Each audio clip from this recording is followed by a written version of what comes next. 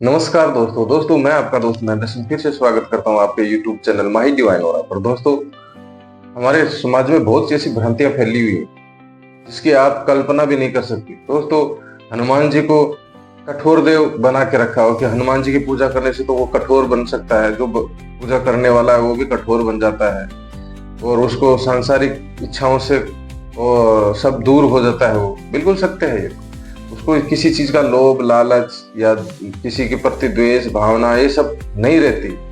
मानता हूँ इस चीज को, लेकिन ये सब कि बजरंगबली का भक्त तो बस दुनिया से कटा कटा रहता है और वो अकेला ब्रह्मचार्य बन जाता है, वो बजरंगबली की तरह ब्रह्मचार्य का धारण करके रखता है। तो ये सब गलत भावनाएं फैलाई हुई हैं। ऐसा कुछ नहीं है। स्वयं बजरंगबली ही श्री राम जी और सीता माता के परम भक्त हैं। वो उनकी सेवा करते रहते थे। तो वो ब्रह्मचार्य का अर्थ ही लोगों ने गलत निकाल रखा है। ब्रह्मचार्य का अर्थ है कि उनका भक्त हमेशा शुद्ध मन और कि सांसारिक जीवन की जितने भी इच्छाएं हैं उनसे दूर रहे, लोभ लालच से दूर रहे, द्वेष भावनाएं चोरी चकारी जैसे भी बुरे आचरण है उनसे दूर रहे। ब्रह्मचार्य का अर्थ ये है मन में किसी के प्रति द्वेष भावना ना हो, किसी भी बहन बेटी या किसी के प्रति भी दिमाग में कुछ ऐसी बुरी इच्छाएं ना हो। तो ये सब है। ब्रह्मचारी का मतलब गलत निकाल रखा है लोगों ने। तो ऐसे ही शनिदेव महाराज के लिए भी लोगों ने भ्रम फैला रखा है, भ्रांतियां फैला रखी है अलग अलग। शनिदेव बोला, शनिदेव महाराज भी कठोर हैं, वो कठोर देव हैं। हाँ बिल्कुल हैं, बजरंगबली भी कठोर देव हैं, लेकिन किनके लिए हैं वो कठोर? वो बुरा आचरण करने वाले बुरे लोगों के लिए कठोर है, ना कि जो अच्छे हैं, जो अच्छे कर्म करते हैं। शनिदेव महाराज कौन है? कर्म फल देवता है, उनको न्यायाधीश बोला गया है। अब आप ये भी नहीं जानते होंगे कई बहुत से लोग तो कि उनको न्यायाधीश क्यों बोला जाता है, उनको न्याय का देवता क्यों बोला जाता है? वो न्याय उनके जो हक में है वो न्याय दिया किसने? उनको बनाया किसने? न्यायाधीश उनको बनाया शिव जी ने। ये बहुत लंबी कहानी हो जाएगी, आप उनके बारे में जानिए तो सही। शनिदेव को बोलते हैं, कई लोगों ने भ्रांति फैला रखी है, अरे आपके ऊपर तो 7.5 लग गई। अब कईयों को बोलते ढैया लग गई। अरे उसका मतलब ऐसा नहीं है। वो अगर 7.5 लगती है, वो अगर जिसके कर्म अच्छे हैं, तो कर्म अपने अच्छे रखता है, आचरण अपने अच्छे रखता है, तो उसके अच्छे फल देते हो। वो न्यायाधीश है, वो न्याय के देवता है, वो न्याय करते हैं, अन्याय नहीं करते किसी के साथ, वो न्याय करते हैं। बहुत से लोग बस तेल चढ़ा के आते हैं शनि महाराज को, लेकिन यही पता नहीं कि तेल क्यों चढ़ाया जाता है, तेल चढ़ाते क्यों, और ये भी पता नहीं। लोग आप सब बोलते हैं लेकिन करता कोई नहीं है कि भाई हनुमान चालीसा का पाठ अगर शनिदेव महाराज के सामने किया जाए तो शनिदेव महाराज बहुत प्रसन्न होते हैं। क्यों होते हैं?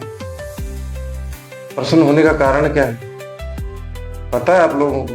नहीं पता। बहुत से लोगों को नहीं पता है।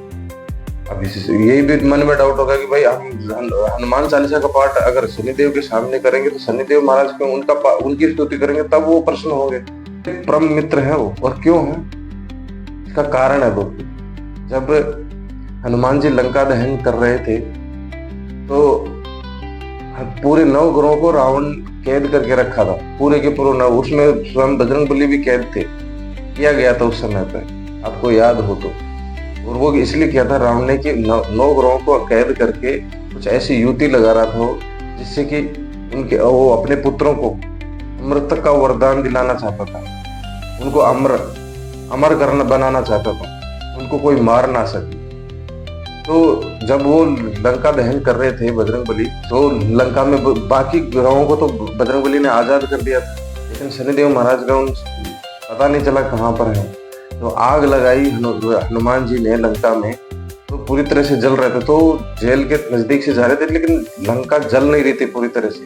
तो हनुमान जी सोचने लगे ये जल क्यों नहीं रही, और जब जोर जोर से चिल्लाने लगे, आग लग रही थी जिस जेल में बंद थे शनिदेव महाराज, तो आग लग रही थी, उनको जलन महसूस हो रही थी शनिदेव महाराज को। फिर उनको पुकारा हनुमान जी जब नजदीक से जा रहे थे तब फिर हनुमान जी देखा तो बोले, अरे शनिदेव महाराज आप उनको आजाद कराया, आजाद कराने के बाद पूरा जल रहा था शरीर पे, तो हनुमान जी ने ही उनको कोई मलहम दी थी, तेल जैसा कोई था पदार्थ जो उनकी पूंछ पे आग लगाने के लिए डाला, तो उसको लगाया तो उनको बहुत आराम मिला। तो इसी वजह से शनिदेव महाराज को तेल चढ़ाया जाता है। और अगर हनुमान जी का पाठ किया जाता है ना, हनुमान चालीसा का उनके सामने, शनिदेव महाराज के सामने, तो चाहे उस पे साढ़े साती लगाओ चाहे ढैया लगाओ, शनिदेव इतने प्रसन्न होते हैं कि उन पे बहुत सी कृपाएं करते हैं। उन पे ढैया और साढ़े साती का कोई बुरा असर नहीं होता, और वो बुरा करते भी नहीं। अगर आप अपने कर्म शुद्ध रखो, मन को शुद्ध रखो, सच्चे कर्म से काम करो, तो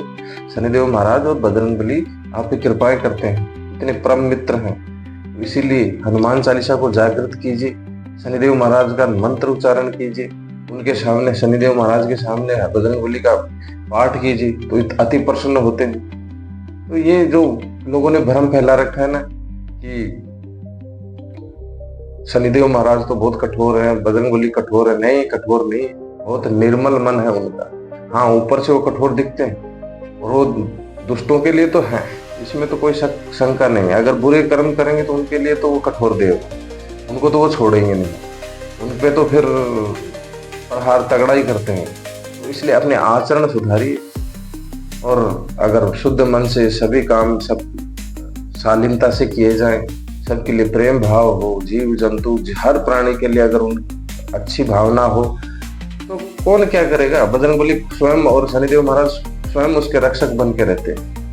तो दोस्तों यही है, लोगों की बातों में मत आइए, अपने शास्त्रों के बारे में जानिए, बस यही विनती है आपसे। अगर वीडियो अच्छा लगा तो लाइक करो, सब्सक्राइब करो।